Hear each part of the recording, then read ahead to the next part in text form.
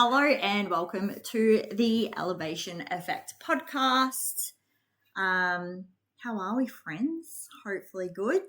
I have a very unique and special guest on today. You'll find out why later, but this is my long-term client and friend, Cassie. Thank you very much for making time today to come in and chat about your story and where you are at, and we will definitely do another one, but it will be next year when we do that. But yeah, I'm looking forward to it. So thank you very much for being on. Thanks for having me. It's been in the making for a while now, but we're here. Look, I mean, we have rescheduled this like 3 times now, I'm pretty sure. But anyway, the point is we're here. The podcast technically hasn't aired yet at all. So we're still like well within time, right? Yeah, we got the time. So it'll be, you'll actually probably be in your pre-prep phase almost by the time this airs, because it's going to be July. August. It's creeping up. August, yeah. So, anyway, we'll get into that in a minute. So Cass, do you want to introduce yourself to people who don't know you? What do you do for a living and how did we meet? So I'm Cassie. I, for a living, I'm a nail technician. I've been running my own business for 9 years now. So, and I do Kel's nails in comp. So that's always fun. Always get a lot of, comments backstage about who my nail tech, even the chicks over in, I told you this when I came back over in America, like, and like some of them have got some nails, and she was like, oh, who does your nails? And I'm like, might be a bit far for you, but still shouted you out. But love my job, love what I do. And I'm 40 years old. I'm a mum to one nearly 13-year-old boy, which is crazy. And I met you, I think, how long ago was it? About 4 years? So Worlds was 2020, because we was going through that, like, so the end of 2020 when Worlds opened. Yeah. So probably like maybe start of 21, I think. Yeah. Yeah. And we met in group fitness class, in a boxing class. Yeah. And I'd started my journey. I'd been on my journey probably for going on 6 months. And we just crossed paths, and I don't know, it's it's like they talk about love at first sight on a different level, but thank you. It was just like I knew that you were my person. And I actually think you introduced yourself like that to me. Yeah, probably like did. It was like a little bit creepy but kind of flattering at the same time. I was like, I need you in my life. It was very much like that. So I think just the way you approached things and how we got along, like we instantly connected, even just like on a friendship level. And I just sort of saw that you would have an impact on my life. So I mean, I kind of done too bad, right? No. Here we are. We're still talking 4 years later, so. Too funny. Cool. So, where did you start? Like, where did you start? As in, like, you said you'd already been on your journey for 6 months before meeting me. So where was that? Where was the start of this? Like, what shitville did you come from? So I came from essentially a lifetime of yo-yo dieting. Yeah. I wasn't really taught the right way to eat, I guess, growing up. I grew up in a sort of yo-yo diet cultured family. Yep, which isn't unusual for women our age. Yeah. And so, I still remember, like, when I was in my late teens, like, I had such bad body dysmorphia. Like, I remember looking in the mirror and thinking, like, I looked fat. Yeah. And I look back on those photos now and it's just crazy because I'm far from fat. But, and so then just going into adulthood, I just continued that cycle. I was a very bad binge eater, and very much I'll start on Monday and then you wreck it by Wednesday, so you start the next Monday, and it was just, it was horrendous. So I went through periods where I'd do some sort of fad diet and Yeah. lose a ton of weight, and you know, so there were periods, but I wasn't learning anything. Yeah. And I don't know, like it was Worlds was opening, and I joined like before they'd even opened. Mm-hmm. And so I was a foundation member, and there was just something, I don't know why it was different. I can't say that something happened to make me be in this different frame of mind, Yeah. but I just remember thinking to myself, like, I'm done with that. Yeah. Like, I'm not, like, I can't do that anymore. Yeah. And like, almost, it sounds a bit cliche, but like, this is my last chance. Like, if it doesn't happen now, Yeah. it's never going to happen. Yeah. And, but the difference was when I approached it this time, I was doing it in baby steps. So it wasn't all or nothing. Yeah. Before I'd be like, I'm not eating chocolate and chips and blah, blah, blah, blah. And I'm going Classic. to the gym every day. And then, like you say, you fall off the wagon a couple of days in. Yeah. And then you're like, you do one thing wrong and that's it. Yeah. Whereas I remember, and I knew it was going to be different because I have, and I know you've seen them, the videos and the Yes. photos. Like I actually took a video in the posing room because I just knew, I was like, this is going to be my before. Like Yeah. I know.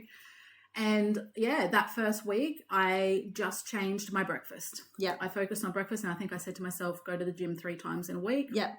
And so once I felt like I nailed that element, I would move on to the next thing. Yeah. And so, you know, it might be my snacking. I'm a big snacker. So, you know, changing snacks and those sorts of things. And yeah, once I sort of felt like I'd made some positive changes, I knew it was going to be like a long process. Yeah. I didn't have this quick fix thing in my head this time around. Yeah. And yeah, you set yourself up from the start for it's a really like long I knew game. that it was gonna take a long time. And the other big thing that I did was, because you can't just straight away not binge. Like when you've been a binge eater your whole life, you can't not. But what I would do is if I would have a binge, I would no longer beat myself up about it. It happened, I couldn't change it. But if it happened on a Wednesday, I got back on the wagon on a Thursday. Yeah. So it wasn't like, oh no, that's it, I start. So I just got into that habit of not beating myself up. Yeah. Sometimes I would reflect on why I did it. Yeah. What made you, you know, do that? But it was like, okay, it happened. Let's get back into Next those good opportunity. habits. Yeah. And I couldn't tell you how far in, but I'm no longer a binge eater. Like it did get to a point where I sort of looked back and I was like, wow, like I don't do that anymore. I think because it takes the power away from it, so you stop focusing on it, and that's actually when it happens, but you don't know when that happens because you stop focusing on it, and then all of a sudden you're like 3 months down the track and you're like, oh, hey, I don't do that anymore. Yeah. And you just realize, Yeah, it's almost like building that habit. Yeah. So, so I just made those little changes, and then I can't remember if before I met you I'd started counting calories. I think it was after you. I can't remember the timeline on that. But yeah, it was around the same time. I feel like it was fairly like, I think you were just starting to kind of look at it when we'd met. And I think that I'm pretty sure, like, you definitely weren't macro tracking. Oh, I wasn't macro tracking until last year. Yeah. And so it was like very much like I think you were at that point of thinking about it. Yeah. And like that's when you started kind of engaging with me as well and kind of asking me bits and pieces here and there through like after the classes and stuff like that. Yeah. Yeah. Because I had never calorie counted prior to that. And it was just so overwhelming. And that's what kept putting me off. But again, it was just baby steps. It's like, you don't have to be perfect. It's, you know, and I think it was you that said to me, you were like, one day it'll just be like second nature. Like you won't have to think about it. And and so then, like you say, we met and sort of that. I remember when we met too, I was just like, I needed that next step. Yes. Like I sort of felt like I got as far as I could on my own. Yeah, you felt a little bit stuck. Yeah. And I was like, okay, we need to, you know, do something else. Yeah. Yeah. Yeah. So we met at Worlds in a boxing class, and then so you'd already been on this like kind of self-discovery, like trying to help yourself journey, which is kind of where I was at, like, which is why it's so funny because you and I are so similar. And like I felt the same, like I'd lost a few kilos myself, but then I was like, I'm still doing what I was doing and nothing's changing kind of situation. And I knew I needed help. Like I knew that I was like, I just need someone to help me. Like I Yeah. obviously don't have all the answers, and I need that. Like I feel like I've created some good shit myself, but I just need that extra something. And then I think that the first couple of times you just got a program or two off of me to start with. Yeah. So you were like very much like, I'm not ready to commit to anything, but like, can I have this from you? Yeah. And so I think you were like the first person I really did a program only package for as well, I'm pretty sure. Because when I first started PTing, I actually wanted to make my packages super simple. So I was quite affordable. Like there was while I was training at Worlds, there was a minimum price bracket that we could, so that we weren't undercutting each other too much. So there's a minimum price bracket and a maximum price bracket that we could charge for our sessions.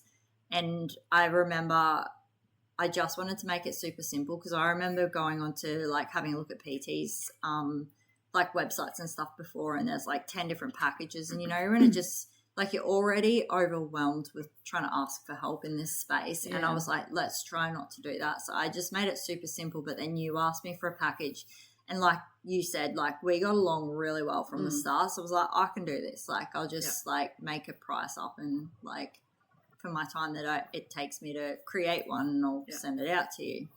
So I think that's how we started.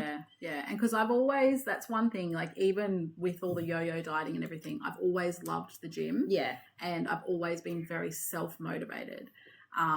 So I knew if I had a program and I could stick to that, then we could just work on from there. So I think, that was the first time that I was like, okay, let's do something that I can stick to and start making those goals and seeing the improvements.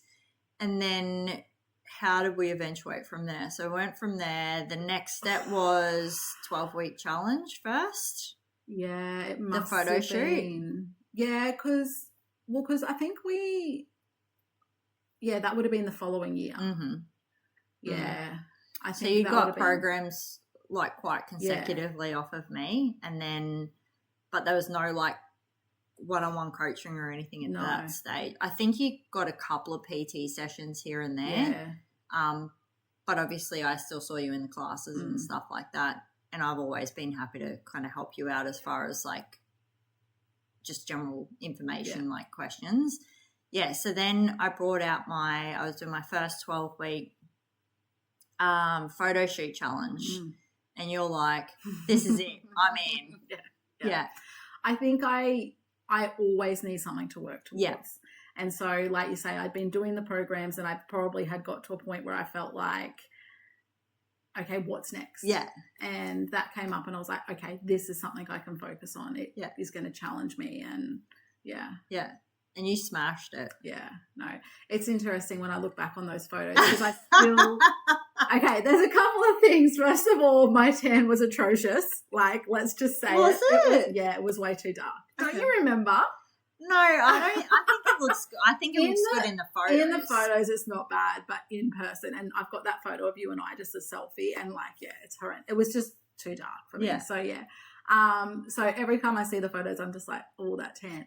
But I actually, like, I have come so far since then, right? Like, that was quite a while ago, but I still remember how I felt then. Yeah, me too. I remember exactly how you walked in that day. Like, mate, I was like, I am bad. You're like, I am the fucking shit. Like, I was feeling myself. Like, I really thought I was a model. Like, yeah, which is great. But yeah, like, I felt strong, and obviously I could see the changes, and like, I'd done you it. Got like, your badass braids. I know. Yeah, they were good. Those. I would, like, if I could afford it, I would have braids all the time. Well, maybe not so much now because it's so short, but I mean, it's probably a good time to have braids. But yeah, true. But so it's interesting. Like, I've come so far, but I still just remember. I think I remember all of my journey. Like, I remember. Like, I look at photos, and like, I might be 10 kilos heavier than what I am now, but I still remember feeling like so how good I felt about it. Yeah. And I think that's the thing for me, is it's just always that progression. For then, I'd progressed and I was so proud of myself and I'd committed to something and I'd followed through with it.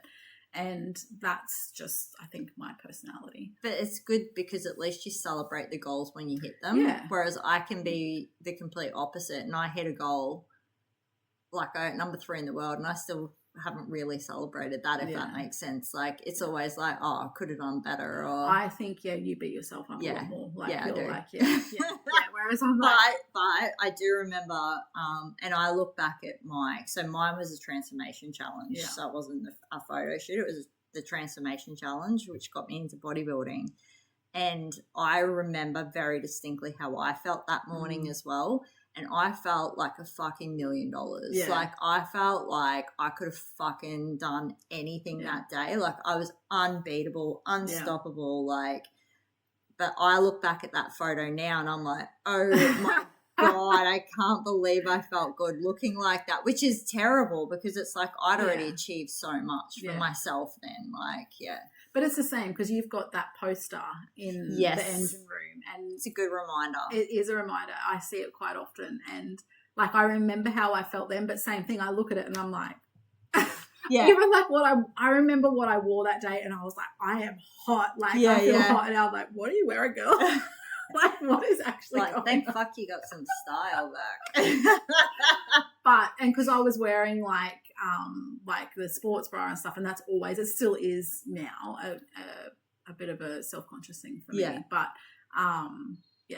so I think, and I'm a huge, like, not just a photo shoot, but I am a photo person. Like, the photos are always your evidence. So I always 100%. Say to anyone, if anyone ever asks me, I'm like, take the photo. No one else has to see it. Yeah. Even if it's just for yourself. Yeah. Take the photo. Yeah. I tell all my clients the same thing. I'm like, I always say, take that first photo. Like, you're going to hate it. Yeah. I'm not going to lie. You're going to absolutely despise it. Because I remember how I felt when I first saw my first check-in photo, which is on that same banner, right? Yeah. And it's like, I remember how I felt, but the best thing I ever did was take that photo, because when I look at that photo, you can see how shit I felt and how sad I was, and like my depression shines through.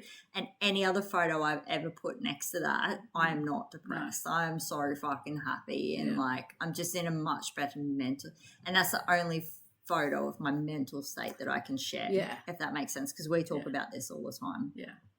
So we went photo shoot, and then you finished like a badass goddess, and then what happened? I think after that I was ready to just like maintain for a bit. I think I said to you, like, let's just maintain. I just want to enjoy my social life. I think just not. So still going to the gym. I was still like tracking my calories and everything. Yeah. But I think it was just like, okay, I've done all that work. Yeah. And because it was always a big thing for me was that balance of my social life. Yes. And I think that's when we went on to that whole sort of 80-20. You were like, right, 80%, stick to it. And then it also taught me the tool of how to look at food. Like, I can sit there and have a pub meal, for example, and not feel bad about it. That was another skill that I had to learn was have some hot chips. That's like my weakness. Have some hot chips and it's okay. Like, you actually can. I always crave hot chips. Yeah. Like, it's one thing I never get. That. Especially in that phase. Like, like you say, that was I think that's the thing with us is we've always had our plan. Like, say we'd finish something and we'd be like, right, what are we doing now? Yeah. So, I think that was the next stage after that. Yeah. And then I think we sort of just went through a bit of a period of just like, I would maybe say to you, listen, I want to lose a few kilos. Yes. And we'd we'd do programming and food around that. And then I had some pretty big life changes. Massive, and to be honest, it's quite like left of field for me, to be honest. Like, it was like, I feel like I know you quite well, and I just did not see it at all. Yeah. And don't know if anyone did. Yeah. I think it Anyway. But and it's interesting because speaking of photos, I look back on photos from them because technically speaking, if you're just talking about scale weight, I'm probably on par with it now, but a little while ago, I was like, that's the lightest I had been like in a very, very long time. Yes. But I look back at the photos of me then and I don't look strong. Like, yes, okay, if we want to use the word skinny, which I don't really like to use, but I remember feeling skinny. I was obviously under a bit of stress as well. But like in that time, like I was like, oh yeah, like, but I look back and I'm like, who actually is that? Like, you're not, like, you don't look strong. Same sort of thing. You look pretty unhappy. I mean, I had a lot going on, but yeah, so, you know, you talk about that scale weight and go, oh, okay, yeah, I was that number, but it wasn't a reflection. I've had such a mindset change now of that, like, I want to be strong. Yes. So, so I went through that, and I think I don't even think it was spoken about. We just maintained things. We were just like, each week was different. You showed up and I'd smash you, and then and we talk about it, and that's the relationship we have, right? Like, you are my coach, but I obviously I tell you everything, like, you know, every element that's going on, which I think also helps with coaching, because it does. There's never anything sort of hidden.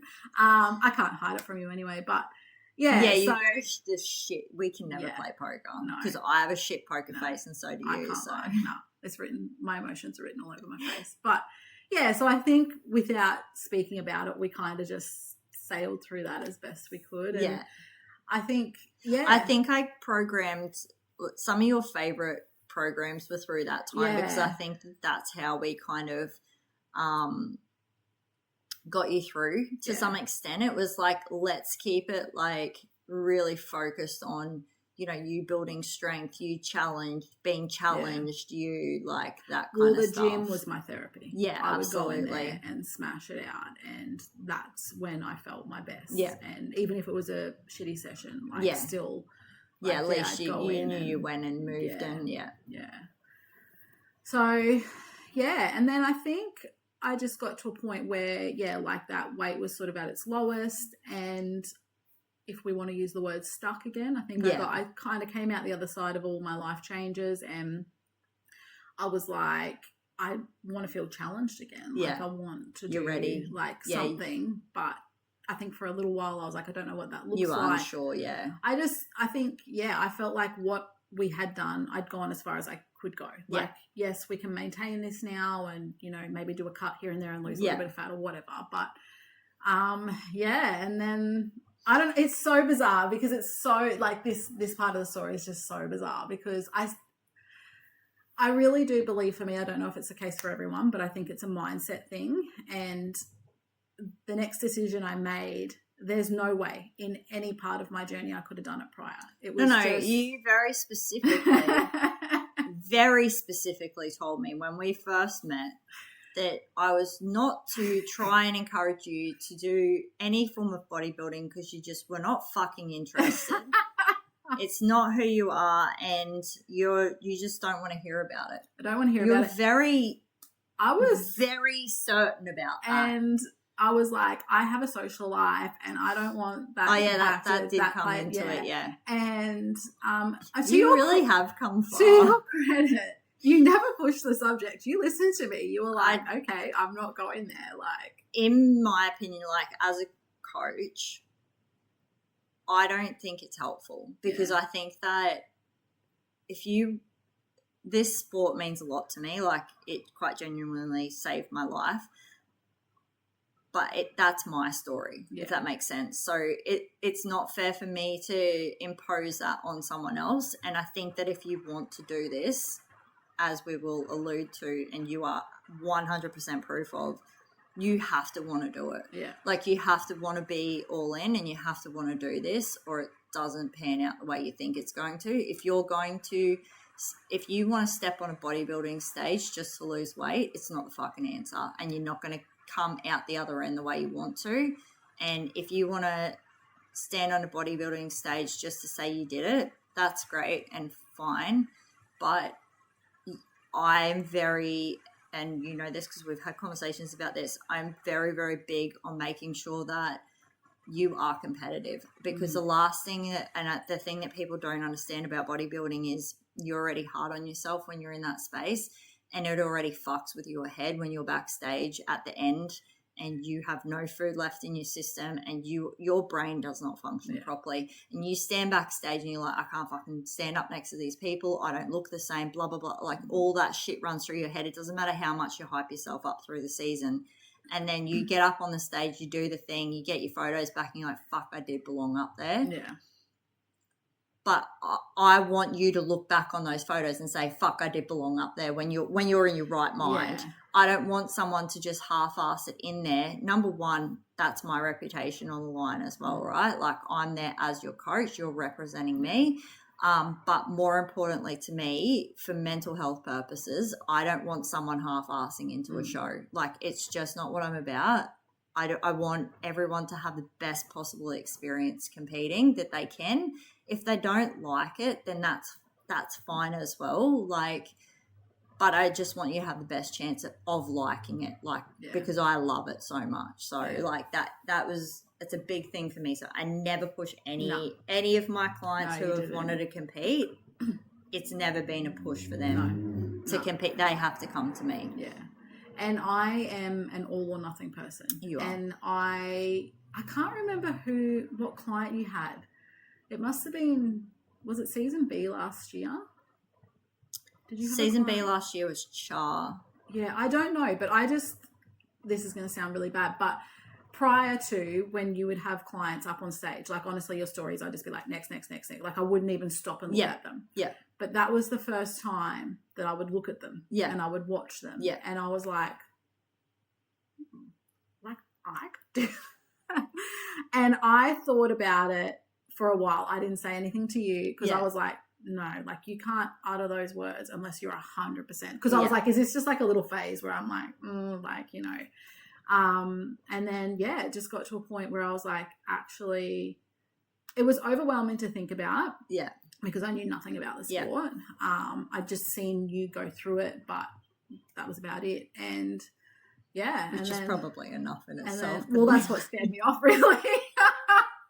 I remember not your last competition. So I shouldn't have been honest with you the whole time. No, it was not the last time you competed. It was 22. The one before, and you came specifically the last set of nails you came to get, but the last two sets. Yeah, you did say I But that last set, like we did not really converse. Like I was dead. Like that, and I was just like, who is this person?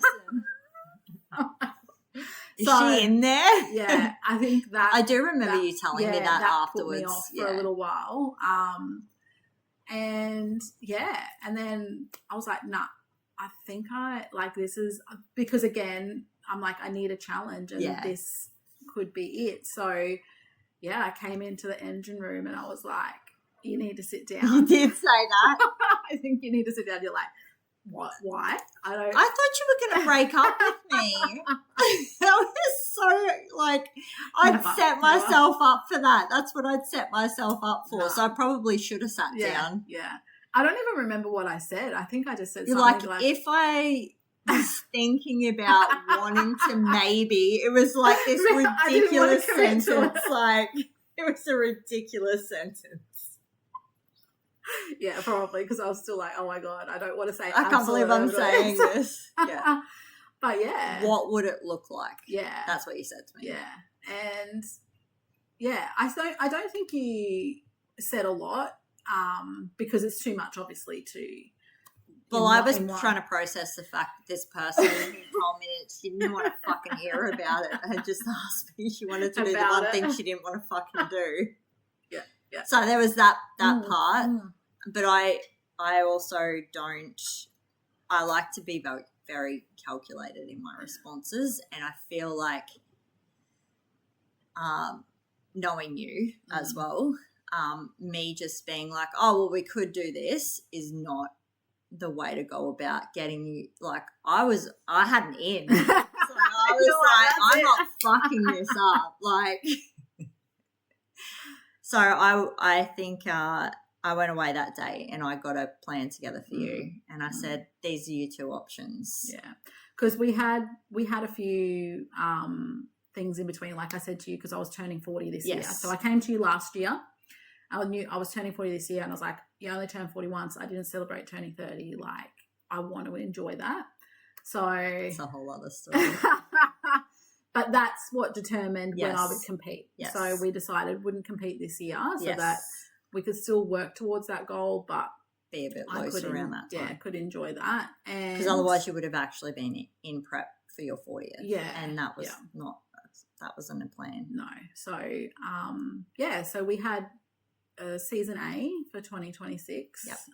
Which we committed to last year. So it was a big like time for us to work towards the goal. But I think for me personally, it's actually been the best approach. I was going to say, in hindsight, now that you're almost at the stage of hitting prep, are you glad that we did that? Yeah, because I have learnt so much about the sport. So I've done 2 cuts, 2 mini cuts. The last one in particular, I learnt a lot about myself and a lot about... We pushed you a little bit harder through that one. A lot about... Specifically. And we did the first one over Christmas because I'm going to be in prep in Christmas. Yeah. And so I kind of wanted to get my head around that. Obviously not as intense as prep, but it just gave me that sort of idea of how to navigate it. And it was my first little taste, and obviously coming into my 40th, having lost a couple of kilos and things like that. So that all sort of played into that.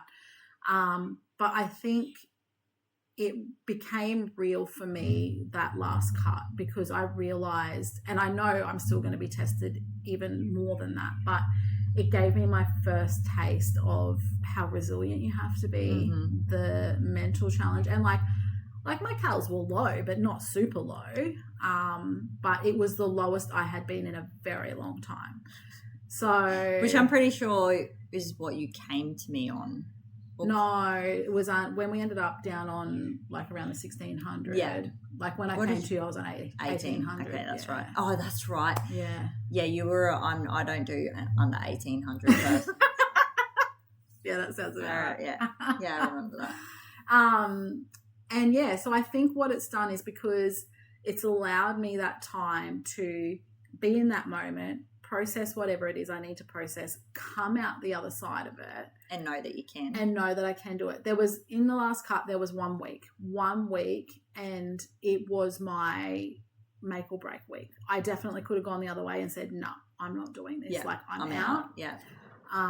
But I pushed through and I did it. And then I came out the other side feeling better than ever. And so now I know when I'm in prep, when I have those hard times, they don't last forever. Yeah. And you do come out the other side and most of the time feel better for it. Yeah. And I got through that cut. We ended up pushing out to the 6 weeks. Yeah.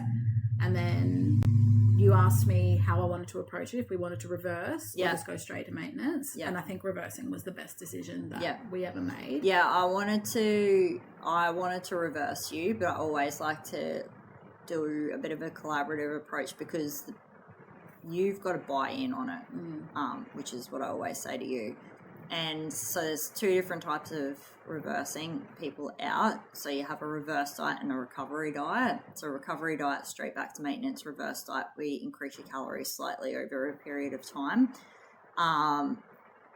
Because it was a cut and we didn't go too low in calories, it was like, this is a really good opportunity to reverse you out and try and maintain what we've done over the 6-week cut without either A, putting too much more weight back on, or B, none at all, preferably.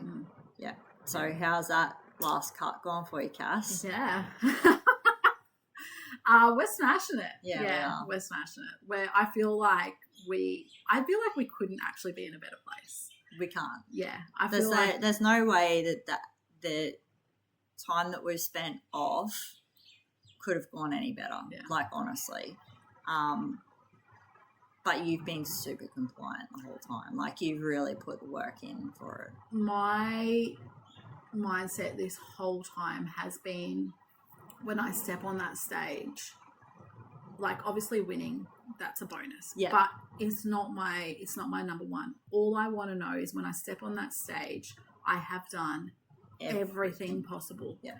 And so let's say on my cut, I didn't follow it 100%, or when I was reversing out, like you say, I ate more than I should have, or whatever it be. I'm the sort of person that I would stand up on that stage and I'd be like, if I'd have done that. That one day I should have done that. I would reflect like that. And it's the same with my workouts. Yeah. Like when a workout's hard or whatever it be, I just think stage. Think of stage. Because then when I get up there, you know, say I get some sort of feedback that maybe is not great. Yeah. I know I did everything in my power. Whereas if I get feedback and go, oh yeah, well I didn't really push myself hard on leg day or whatever it be.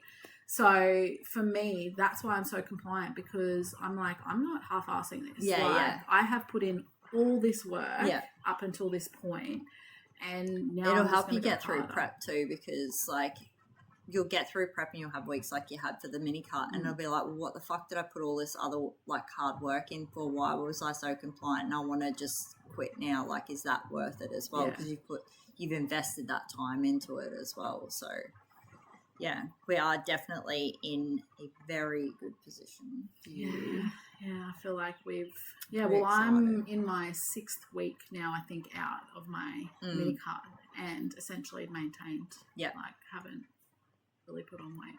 And we've gone from, what was your lowest calories in the cut? 16 something? Just over 16. I can't remember. I think it was like 16.05. Yeah. And I'm up on 2.2 now. Yeah, perfect. Yeah. No weight gain. Love that. Love that. So good. So good. Eat all the food, man.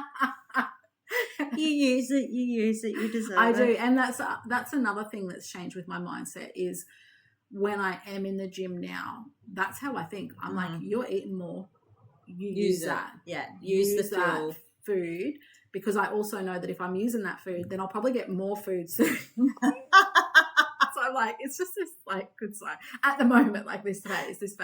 And also I'm like, just enjoy this phase, because like you say, then I'm in prep, and so I'm just like, enjoy feeling stronger, because I've got more energy. And I definitely have also started manipulating my food around my workouts now as well. Makes a big difference before, but I will always set up one of my heavy carb meals for before I work out, and always make sure I eat after I work out. And I think that has made a huge difference too, because I'm just like, at the moment I get into that gym nearly every day and hit PBs, and it's just like I'm just stronger than the time before. I think that when you start hitting that mindset, because this is where it's kind of like where I hit was, it's like, oh, I can do that. And then you're like, well, what if I just add a little bit more? Like, what does that look like? And sometimes you'll fail and that's fine. But like, then, and then you're like, but then when you feel good again, you're like, oh, I'm going to give it another go. And you do it and you're like, can push further. Like, and you're always like seeking where your limit is, because you're like, I don't think I've untapped my full potential yet as like a human being. Like, it's really cool mindset to be in. So we don't know yet, because we're still waiting for some dates, right? And that's the thing that I'm struggling with at the moment, because I'm ready for dates so that I've got one day so you can plan, so that I can plan. I'm almost sure that that's going to be your last show too. So which is good. I think it is. Work out well. I think it's a really good one to end on. It will be a national show as well, which is kind of cool. Yeah, that's exciting. But it also makes it hard because we don't have a start date. I know. And I need your first show before I know. Every week I'm looking, I'm like, have they released the dates? Because I'm just, that's what I'm ready for now, to have that and know, like you say, have that start date exactly of prep when. And know when everything's going to be. Yeah, you're such a planner. That's why. So that's why your calories are done like 2 weeks in advance. So I know. Like, it also, it's subject to interpretate, like change, but it also helps me. I think if I am like, especially when your calories are lower, if you're having a hard day, it's just like, but in a week's time or 2 weeks' time, it's not going to be this. And that just helps me get through in those moments. So, that's good. That's great. Awesome. Cool. So setting up for season A 26. So we're a couple months out from prep. September, October-ish is when we're looking. So we're going to do pre-prep phase. So just tightening up a little bit. So instead of a whole non-track day, we go scooch it down to one meal a week, where you get to go out and eat whatever normally you hot want. chips is normally what's on I mean, some form of hot solid, chips. right? Yeah. I mean, I feel like you can, you know, when you eat you eat something and you're like, that was not worth the fucking calories. You're pretty safe with hot chips, like, unless they're soggy, and then you just go get some more somewhere else. Yeah. So. No, yeah, I agree. Definitely, I've gotten to that point where, like, you eat things and you're like, that wasn't worth or it. I won't even eat it. Like, I'll have a bite and I'm like, I'm not, just because it's my non-track day. Yeah. Or my non-track meal, I'm like, I'm actually not even going to eat this. Yeah. It's not going to serve me. So, Which is weird. Yeah. And let's talk about what we were talking about just before we came here. So we finished a PT session and we walked out and we were talking about your non-track days and how you've changed around those as well. So talk about what was happening. So I'm trying, I think it was after your first mini cut. Yeah. I'm pretty sure. Yeah. And so I would have my non-track day, and what I was finding, or like a non-track meal, however I would navigate that day. But what would happen is, like, say, I don't know, let's just say for argument's sake, I felt like some dirty Maccas. That's what I had. So I would have that, but then I would be like, well, I've got some like musk sticks, so I'll just have some musk sticks. And I've got some chips in the cupboard, I'll have some chips. That can be part of my non-track meal. And I just was going back, and I feel like this is obviously feeding back into the old habit of binging. And while it was nothing like what I used to do, it was giving me the same feeling. You're using it as an excuse to eat more. So after it, I'd be like, I'd feel gross, and I wasn't just eating to fuel my body. I was eating just because for the next week I couldn't eat that stuff, essentially. Or, you know, I could have a couple of musk sticks, but not like. So it was back in that restrictive. Yeah, it was, and so eat it now because technically you can, but I didn't feel like I could. But like I did anyway. I think I did it for 2 or 3 weeks, and I just felt gross. I was like, and also I was like, this is not going to help me in the future. I need to fix this now, which is another reason why I talk about, I love that I have so long to work on all this. And so, I messaged you and I was like, okay, I need to sort this out.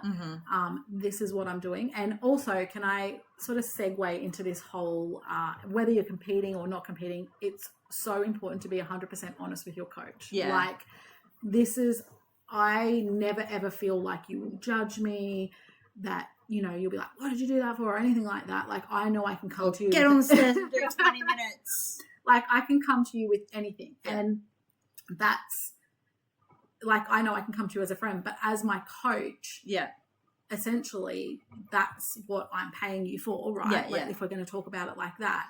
And I'm like, I can do myself a disservice and pretend it's not happening and just suffer through it and probably do it for another 10 weeks. Yeah. Or I can fess up and be like, this is making me feel like shit. Either you've been through it or you know someone else that's been through it. Yeah. How do we navigate this? Yeah. And it was weird because I didn't really know how to word it. But anyway, I sent you the message. And and the other thing is you know that my brain, how it works is I kind of need things dissected and explained to me and why we do them. Yeah.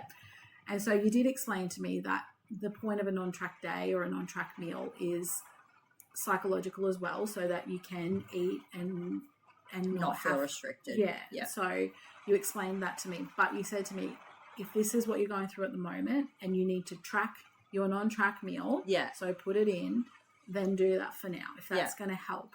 And I was like, okay, because it gave me that sense of control. Yes. And I think that's what was happening in those moments. Yeah, was I was losing control. That control. Yeah. And and so I think I tracked maybe for 2 or 3 weeks, maybe 4, what I was going to eat, and it gave me that sense of control back. Yeah. I guess I got out of that habit of just like eating whatever. Yeah, shit for the sake of eating it. Yeah, and now my non-track day, I'm not tracking. Yeah. So, but also I have that tool so that if I fall back into that trap, I know what to do. Okay, let's just next week track. Yeah. You know, get that sense of control back. Yeah. Until I feel like, you know, you're I okay can again. Do it on my own. So, it's like training wheels. Yeah, and it's a nice feeling. Like, so generally speaking, my non-track is normally a Saturday, and just knowing that day's coming, and I have control over that now. Mm-hmm. And I was also saying to you that it's interesting because I've gotten to this point where, funnily enough, I kind of just want to eat the foods that I eat during the week, but just not track them. So it's funny because like I tell you stuff before it happens, and then you're like, oh, okay, and then all of a sudden you come to me like, okay, I remember you so saying. And the thing is you said before, we are so alike. Yeah. And I do think that's why we work so well together, because you do understand my brain. Yeah, and you know how it functions, and we see things in a very similar way. Yeah. So yeah, you'll say something, and then you'll watch me do things, and you'll be like, "Oh my god, like that was me." Like I just see me and you. So yeah. So your non-track days, you were like planning them right in advance. Yeah. You were. Yes. And now you're like, could just eat some extra lamb today. Actually, yeah. Like that's literally what my non-track meal was the week just gone. Yeah. Was lamb, because lamb's so high in fat, but and I enjoyed it.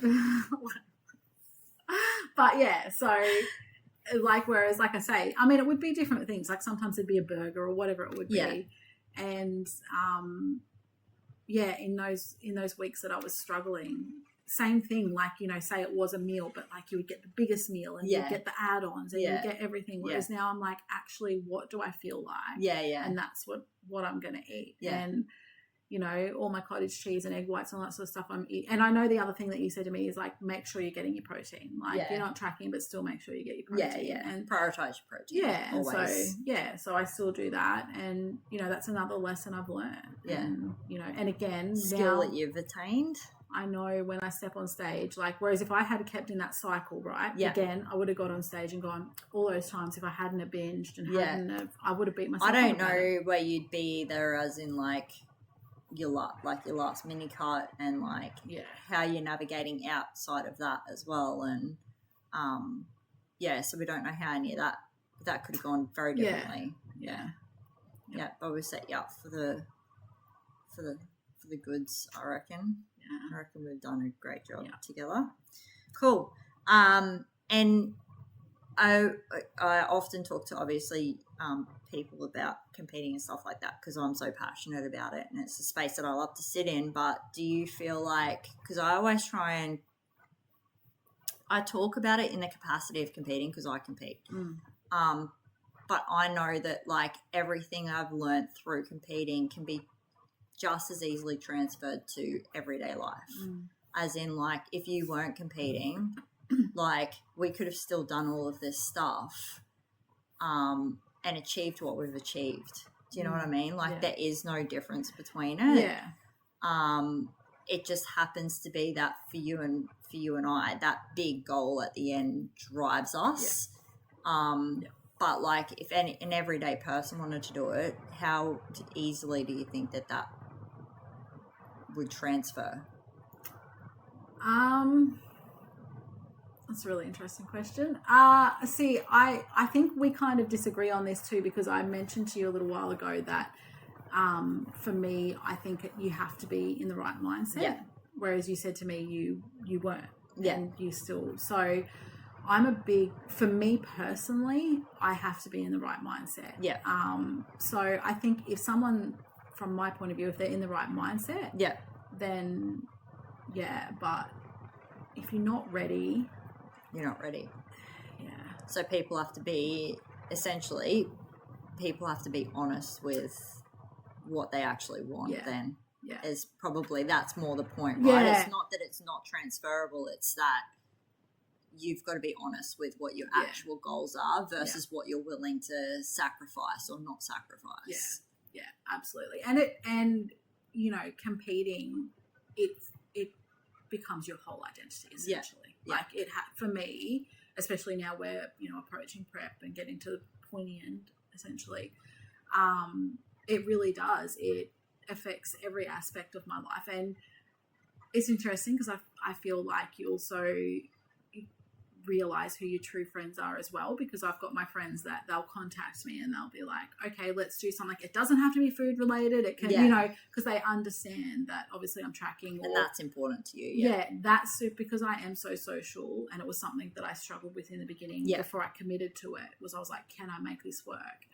And I do understand that when I'm in full-blown prep, it may be a different story. But for this phase, you know, it may be that it's like today, I'm out most of the day and I've just packed my food and I make that work. And it is a big sacrifice. And some people will look at it and go, well, what do you mean? Just get a sandwich from the store while you're out. Yeah. And but yeah, those friends that are really close to me, they get it. They're like, oh, can we make this work? Or can you bring it? Or is it your non-track day? Like, can we, you know, whatever it be. Can we hang out? Yeah. Yeah. So, yeah. I think that, like, I think that the reality is people want something, but don't realize what it looks like to get there. And I think that, like, and I'm going through this very much still, is your body reacts very differently as it gets older. And it just is what it is. Is it unfair? 100%. Should women get more food as they age because we've got to push babies out and have our periods and then lose our periods and, like, all the things? 100%. Can we put a petition into someone for this to happen? No. Here we are, though. Yeah. But, like, if you want something, then you really have to either, like, you have to work out where your commitment lies and then give yourself the appropriate time frame. Because obviously, like, we still could have got you in the position that you are in now, but it potentially would have taken us another year and a half. Like, on top of what, like, there's nothing stopping us from getting you where you are. It's just that it would have taken longer because we would have had to incorporate the 2 days that you don't want to, you can't be fast tracking or that you don't want to commit to it, or and that you wanted to keep your social life or whatever it was, because you were doing quite well even with like before you decided to do all of this. You were still consistently kind of like dropping weight here and there, and do you know what I mean? You weren't, it's not like the scales were going up or anything. You weren't seeing massive weight losses, generally speaking, but like you were still kind of trending like very slowly downwards. And you would have been like, you would have been about 80-20. Like, it was like not weekends were just off limits to you. It was just, I do what the fuck I want. Yeah. And then during the week, it's like, all right, I'm on track. And then weekends were like my time. Yeah. The end. Yeah. So it's just what you've like committed to across the time. And obviously the more commitment that you put into it, the more you got out of it. Yeah. And like you say, it shortens that time. So, you know, if someone's got some sort of image of themselves, you know, being a certain way, like you say, you've got to think to yourself, well, how am I going to get there? Yeah. Is it like, am I going to all or nothing it? And so that means, you know, I don't know, it can be done in a year. Or, you know what, I still want to have that balance. Yeah. So we're looking at 2-3 years. Yeah. And being realistic, being true to yourself, like being honest with yourself. And then, like I said before, like honestly, if someone was to sit here and be like, what are your top tips, like with competing? Like if it's not number one, it's like top 3 is being honest with your coach. Yeah. Like the way that we communicate, I literally tell you everything. Yeah. And then because makes my job so much easier to navigate though, because then if something's not going how, like we've been pretty lucky because it's all sort of gone to plan, but if something wasn't, I mean your first mini cut didn't though, right? Like that didn't go the way we wanted it to, and so we ended up pulling you early because I'm like, we've achieved what we're going to, let's not prolong this and make you starve for longer than you have to. Let's get you into, you know, back into where you should be as far as your food's concerned. Get your mindset back, get your training back up, and focus on, you know, really smashing out your training. We'll do another mini cut later and like see how that goes. Yeah. But it paid off. Yes. Yeah. And that's the thing, because like if something's not working, I need to give you all information so that you can determine why it's not working. Yeah. Or if, you know, there might not be anything pointing towards it, but like you say, you can go, okay, let's try this and let's, you know, let's change it up. I think for your first one, I didn't want to get your calories too low. Yeah. I was just like, we don't need to do that just yet. Let's not go there and pull you out early. Okay, cool. So any lifestyle tips, competing tips, anything? You haven't touched on posing yet. I know. I was actually thinking, there's been a couple of times that I'm like, I don't know if we can segue into that. But, well, posing, if we want to talk about posing, when it comes to competing, the most challenging side of it is the posing. Listen, I can go to the gym and push myself and work hard, and that's pretty easy. The food, once I wrapped my head around it, do I get hungry in a cut and things like that? Of course I do, but you manage it. You might whinge about it for a bit, the posing. But again, coach was like, as soon as I decided to do it and we sort of had our plan, you were like, you need to start this as soon as possible. Yep. Even if it was like, I think I said like one or two sessions, so you've got something to work on and you're not learning the wrong way first and then going to a posing coach. Yeah. So, so I think I started with Cam November last year, end of October, beginning of November. And again, take the photos, take the videos, do it all, as horrendous as it is. Oh God, looking back on those is so cringe. But I'm so glad I did, because I see, because posing is the thing I doubt myself on the most. Yeah. The most. Yeah. And sometimes seeing those comparisons is what makes me realize, actually, yes, you can do this, because look how far you've come. Yeah. And so there's so many elements to posing. That's the thing, right? Like, you've got obviously your feet moving, you've got your hands moving, you've got, for me, so I'm competing, we haven't actually talked about this, but I'm competing in wellness. Yes. And so that is glute and quad focus. And that means that my poses have to be showing off my glutes and showing off my quads, right? So, every pose, it's like, for me, I've really got to arch my back, and the amount of times Cam's like, arch more, arch more, arch more. I'm like, I'm actually as much as I can't go any further. So, and they're still like, I beat myself up. I probably do beat myself up. But in saying that, both yourself and Cam have said to me now, when you've watched me, that as far as my posing is concerned, not my figure obviously, but my posing, I could probably easily step on stage. Yeah. And I don't see that right now. Yeah. I can see the future and see that the improvements, and yes, I'll be stage ready. Mm-hmm. I think I really beat myself up when it comes to posing. Mm-hmm. It's because it's the hard part. It's the hard part, but also it's the comparison. So I follow Cam, I see her other athletes, and I'm comparing myself to athletes that are competing now or competing next season. Yeah. So they've either done it before, for starters, or they're diced. They're diced. Yeah. And that's another thing. For me, obviously, Cam, yourself, you can, when you watch me pose, you can see it, right? Yes. You're like, that's what it's going to look like when you're diced. Yeah. For me, I can't see that. Yeah. And so I just look and I'm like, but yeah, like I've come so far, and even just like being in my posing bikini now, like I'm a lot more confident. Yeah. Before, you wouldn't catch me dead in it. No one would see me in that thing.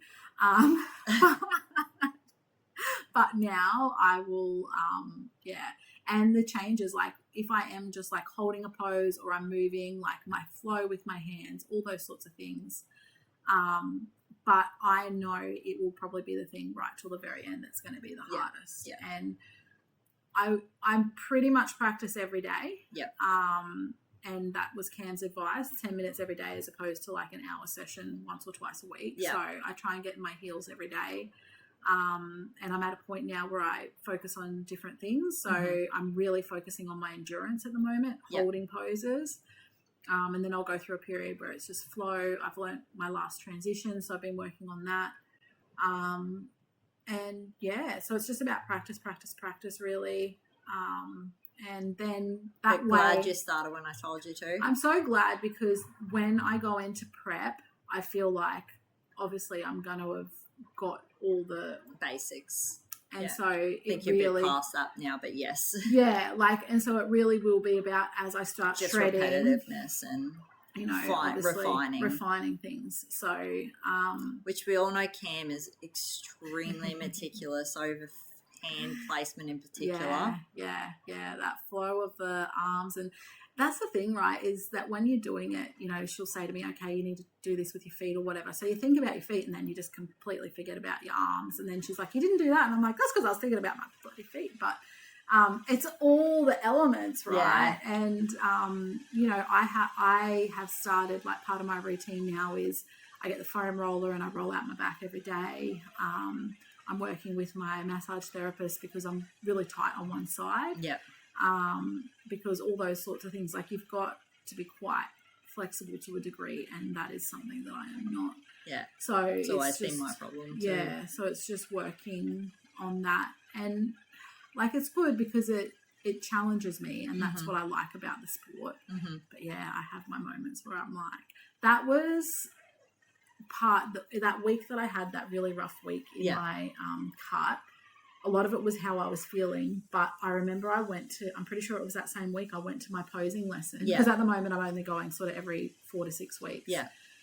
And it was just like, I felt like it was horrendous, and I was like, I can't do this. Like, and it played a big part, because I was just like, nah, I can't do it. Like, very much can derail you in prep. Like, I remember, and I think I've sent you that video of me breaking, like, I was practicing my posing so much, and I was just beating myself up. In this one day, I completely, like, had a fucking meltdown about it, because I just felt like no matter how hard I worked on it, like, my posing coach was never happy with it. It was always, because that's their job. They're there to pick you to pieces so that you are doing everything you possibly can to get up on that stage and look fucking amazing.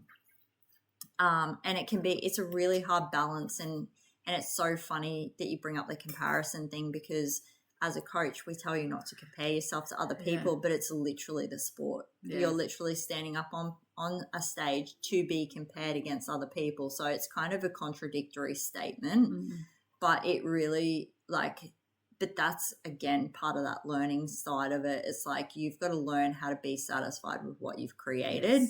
And know that, like, yes, you are being compared against someone else, but that doesn't take away from your accomplishments. So it is hard. It's a very hard sport, mentally hard. Yeah. And I know that like, Dax and I sat down the night before Nationals for her comp, and we did a podcast, which will come out before yours. So if anyone's listening, if you haven't heard it, go and listen to it.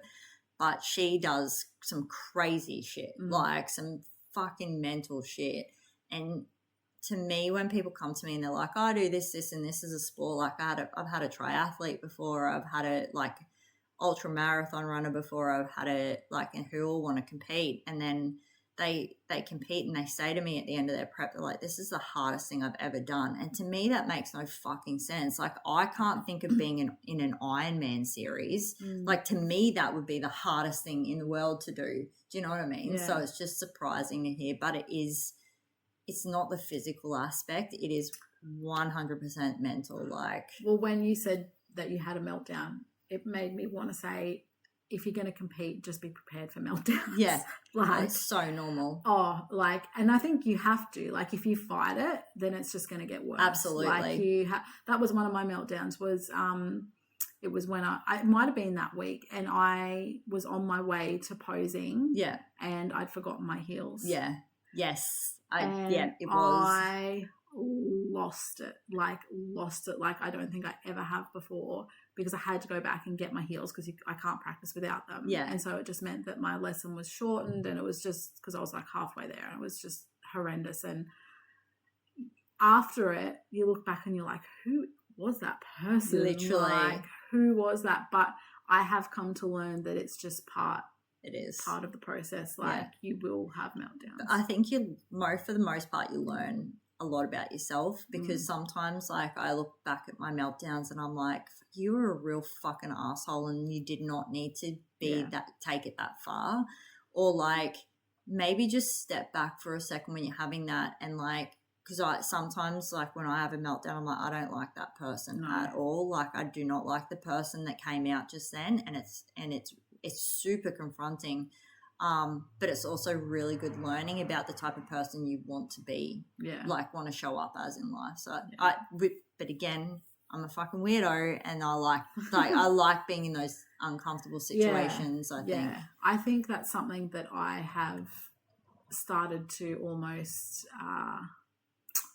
become a little obsessed with and crave is you, not that you so much want to have those moments, but that feeling when you come out of it, the other side can be a little bit addictive. And that's sort of touching on too, like how you said to me a long time ago to journal, like video journal. I did.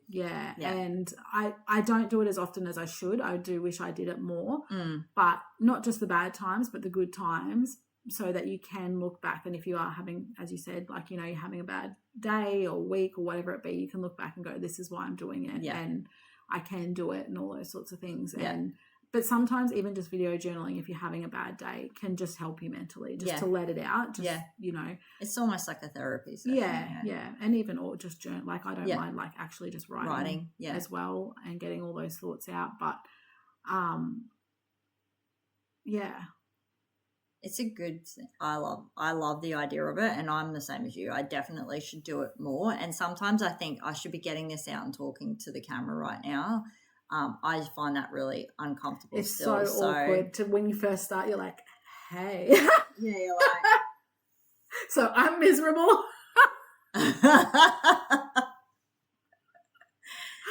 The last time that I did, like the week just before I went to Boston, I have a video of that, and like that's probably my most vulnerable video I have of myself, and I was hysterical. Like, I was unconsolably crying, thinking that that I couldn't cut it as an athlete, and I wasn't good enough, and like everyone else has got their shit together, because that's what it looks like on social media. Like, everyone's got their fucking shit together.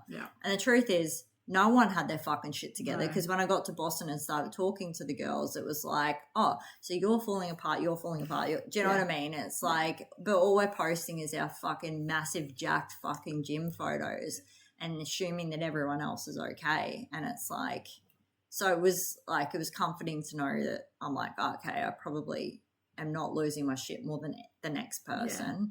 But it is really good to look back on, and it's also really good because I do often share those things with you guys as well, so that you know that it's normal. I'm trying as hard as I can to normalize those moments, but it is cool to come out the other side. It is pretty addictive.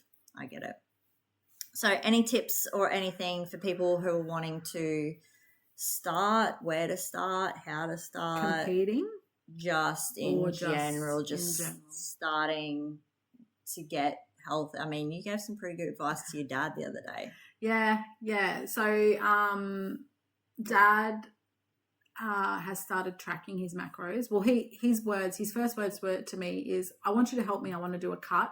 So I was like, okay, let's just backtrack a little bit there. Let's just rewind. And I had a bit of a chat to him, and I was like, well, are you even tracking anything now? And he wasn't. So I think, as in, if we go right back to the very beginning, my number one piece of advice would be baby steps. That's great advice. Yeah, it, like, you know, and whatever that looks like for you. For me, it was just like, right, this week I'm focusing on this and this, and as long as once I nail those, then I can move on to the next thing.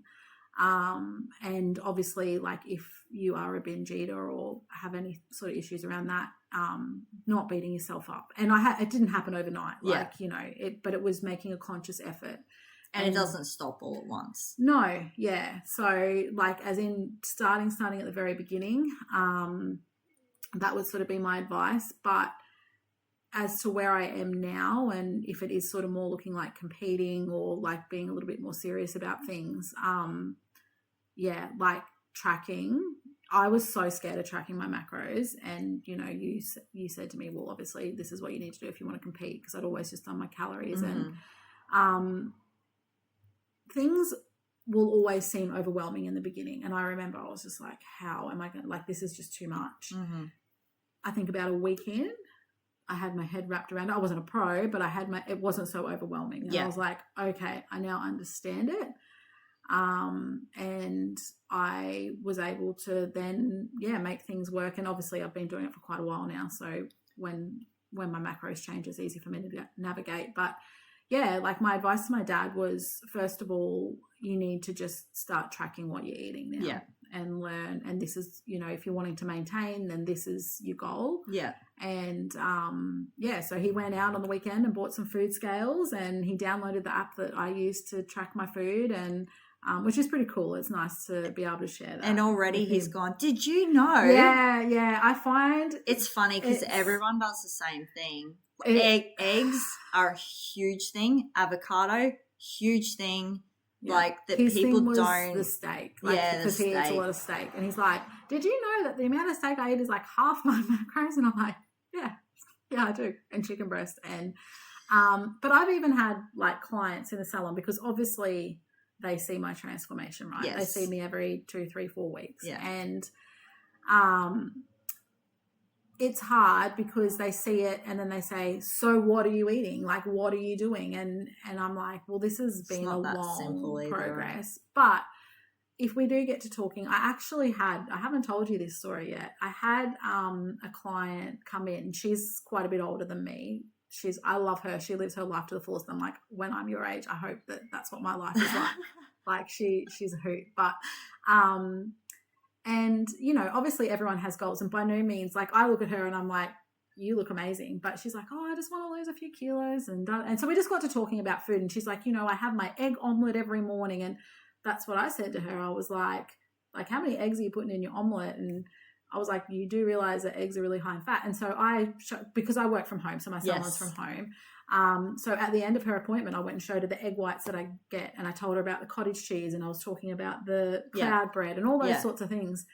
And I don't think it was her next appointment. I think it was a couple of appointments later. And she came in and she was like, we were just talking about business, and she's like, oh my gosh, I have to thank you. You're the reason I've lost like 2 kilos, because she just made these little changes. I mean, I don't sit there and think that I'm the reason, but she's like, I started using egg whites and I started eating cottage cheese, and she just made these little changes. Yeah. And that's all she wanted, was to just lose a couple of kilos. Like I think she said to me then, she's like, I just would like to lose 1 more kilo and then I'd be happy, or whatever it was. But even in those moments, I'm just like, how cool is that? Just passing on that little bit of information. Yeah. You know, she's not sitting there tracking her food or anything like that. But she's just made some mindful changes. Yeah. And, you know, and she goes to the gym and stuff like that. But, so I think like tracking, not even so much to just be like, oh, I need to hit these targets. Tracking so you are aware of what you're putting in your body. Absolutely. Because it's a health thing. Yeah, things that we all, like you say, the avocado, all those sorts of things, the amount of people that are like, I have avocado on toast every morning, and you're like, yeah, that's probably half your fats for the day. Like, you know, but I don't know why I'm not losing weight, because I'm eating healthy, and it's like if you're eating more fats than you're supposed to, then it's not going to budge. So I think tracking's got a really, really bad rap, because people do use it for weight loss only. But I've said several times, like, tracking for health purposes is also important. I have a client who tracks her food, and she's not trying to hit any goals in particular. So we focus on mainly protein and calories, because she does want to lose a little bit of weight at the moment. But just in general for her, she's trying to navigate endometriosis and stuff like that. So she's trying to work out what triggers things off. And so for her, it's not really about the weight loss even at the moment. It's about, okay, what's affecting my health at the moment? What do I need to get rid of? What can I, do you know what I mean? Add in instead, or what can I take away from this to make me feel better? So she's very good. She tracks her food, and she keeps a record of how she's felt for the day. So if the next day she feels like really sick, or if her, like she flares up, her gut health flares up or anything like that, then we know, because we go, okay, well, look at the last 24 hours of your food. What have you consumed that may be off, like as in out of the ordinary, or what are like some of the typical inflammatory foods over that time.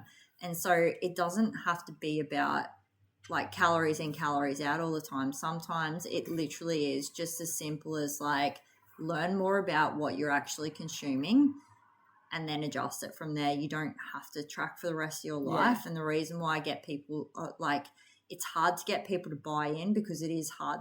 Like, it feels like learning a different language at the start. And it is hard, but once you know how, you can always go back to it. So like when you finish competing, for example, say you are done with competing, you're like, I'm not fucking ever doing that again. That was fucking horrendous. I have a feeling that's actually not what's going to happen, but let's just pretend. I feel like you could quite easily stop tracking and know enough about your food to maintain what you've created. Yeah. Yeah. Absolutely. Yeah.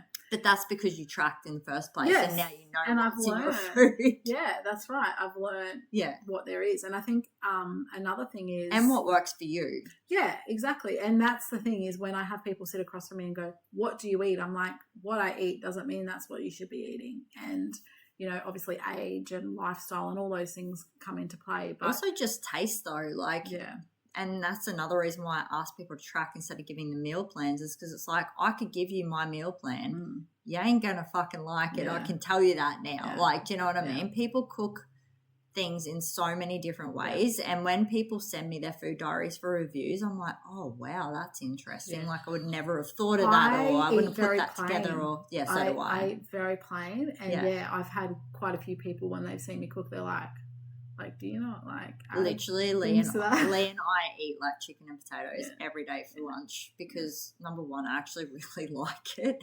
But number two, it just sits well in our guts and we don't have any... And it's easy. Like when you track it too, like sometimes you're like, I know that's what I'm eating. Like I'm not having to add this sauce and that sauce and all that stuff. But I also wanted...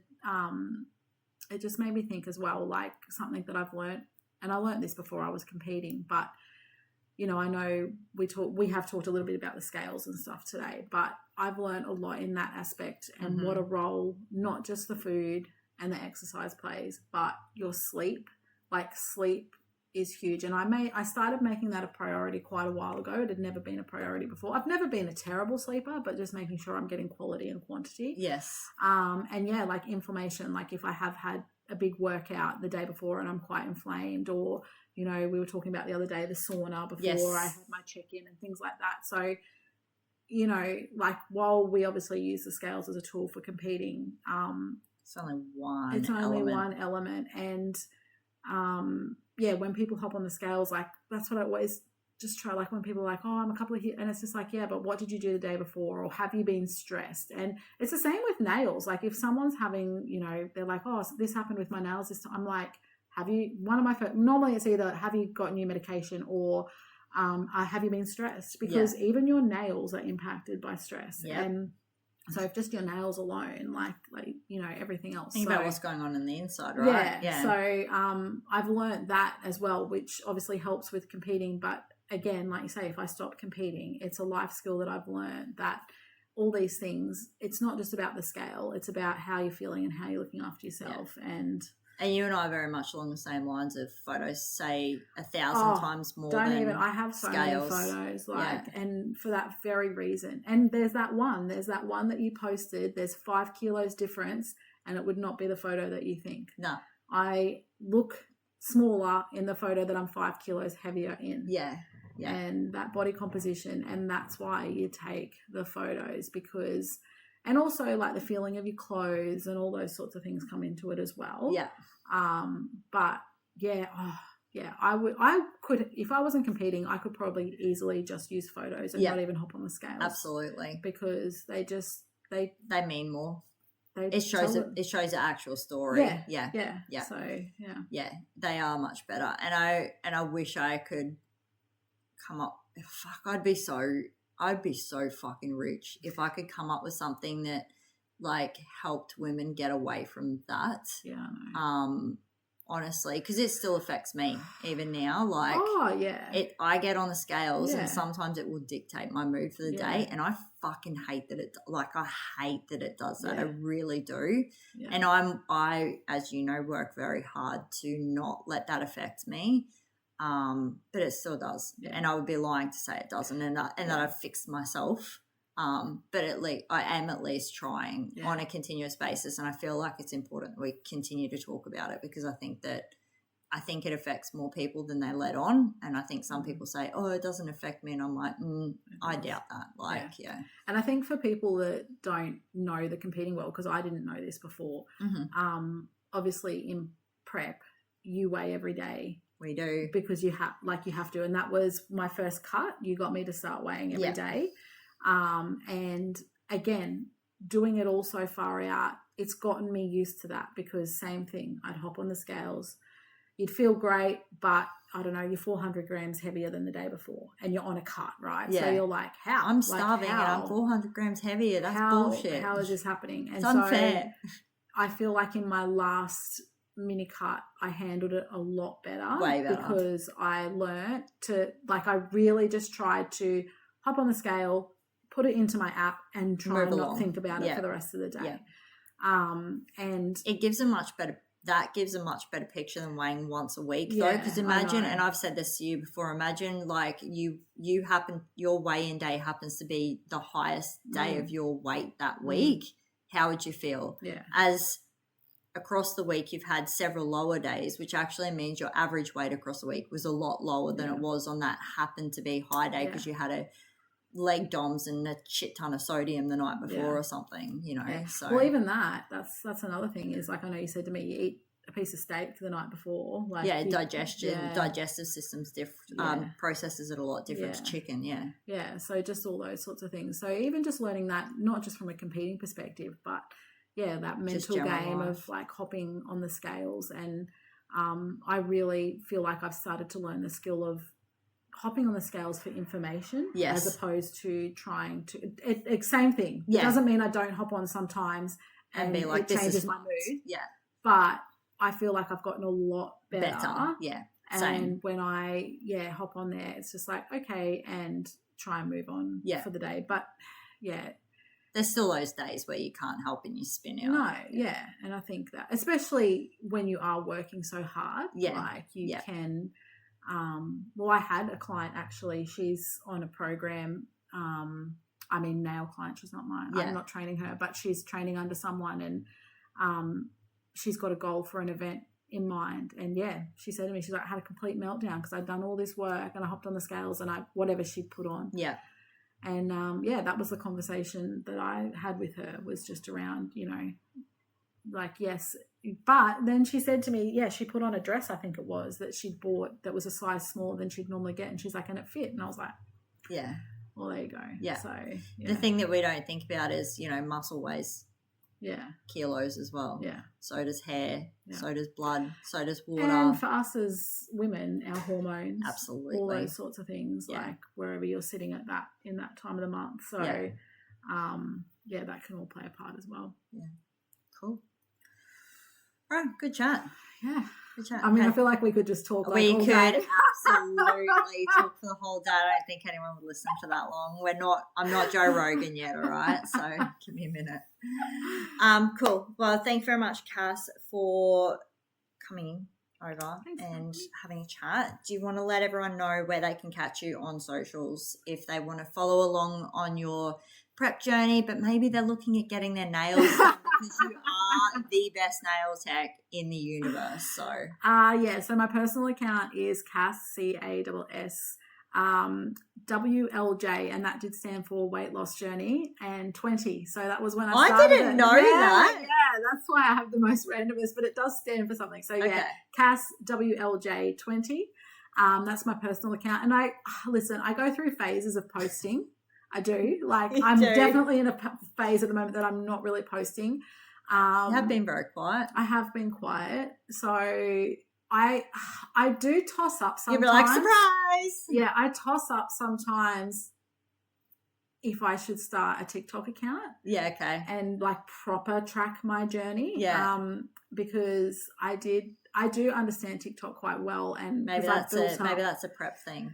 Yeah. Well, I thought, like, if I did it a little bit before prep and sort of everyone could get to know me. Pre-prep. Yeah. I have thought about it, but I also know that, like, it's a commitment. It's a commitment. And I'm like, do I have that in me while I'm prepping? That's the toss-up I have.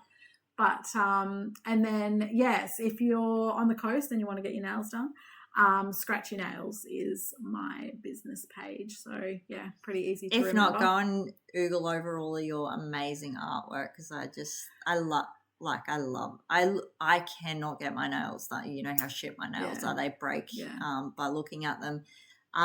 So depressing, super depressing. Also, I suck at lifting when I have nails, but I do look forward to my comp seasons because I come in and you always have the best fucking plan in play for me, and they always and like, let's be real, they're my nails. Like, I've got some sparkly shit on and they get noticed still. Yeah, So yeah. It's fun because you give me that creative freedom to create whatever I want, which is always fun. I say, here's my suit. Yeah. How about it? Yeah. And we have fun with it. But I know whenever you put up your photos, I'm like zooming in. I'm like, I did those nails. there you are, like ripped and shredded. You've got your beautiful bikini. I'm like, but look at the nails. And look, I will take that because they are amazing. They deserve to be celebrated. But know that they get celebrated a lot backstage. Yeah. So I know. Yeah. So thank you. Thank That's you for doing my nails. Thank you for hanging around with me for so long. I'm so excited. Can I just add that? Like, I am so excited for like this next year. I would be fucking lying if I didn't say, like, every time I thought about it, like, and I said that to you, I think a little while ago, I'm like, every time that you do something really well, like your mini cuts and stuff, I'm like, I can just, that picture for me of you on stage just gets that little bit clearer and it just fucking we're going to be a mess. We are going to be a mess. I'm going to be fucking crying.